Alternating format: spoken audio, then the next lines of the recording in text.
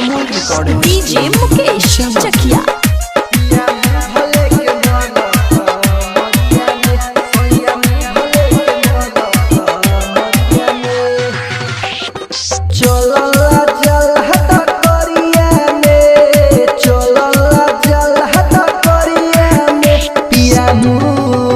भले के मलक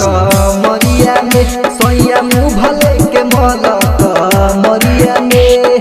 कोइलो जन राते अन्हरिया में कोइलो जन राते अन्हरिया में पिया मुँह भले के मलक मरिया में सोया मुँह भले के मलक मरिया में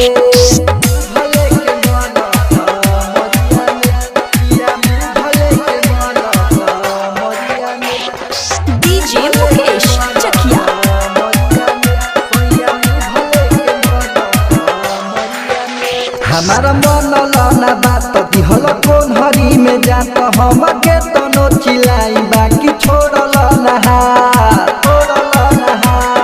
सुनो ना हमारा मन लाना बात दिहल कौन हरी में जात हम के तनो चिलाई बाकी छोड़ल नहा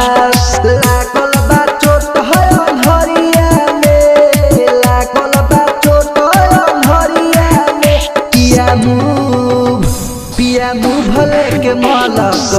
मरिया में सोया मुँह भले के मलक मरिया में भले के मलक मरिया में पिया मुँह भले के मलक मरिया में डीजे मुकेश चकिया।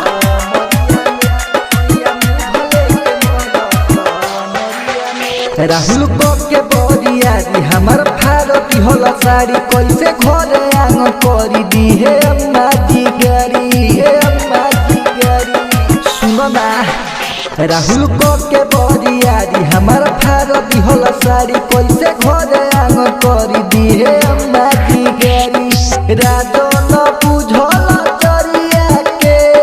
चंदन बुझल चरिया के पिया मुँह भले के मलक मरिया में सोया मुँह भले के मलक मरिया में अमोल रिकॉर्डिंग स्टूडियो जमा।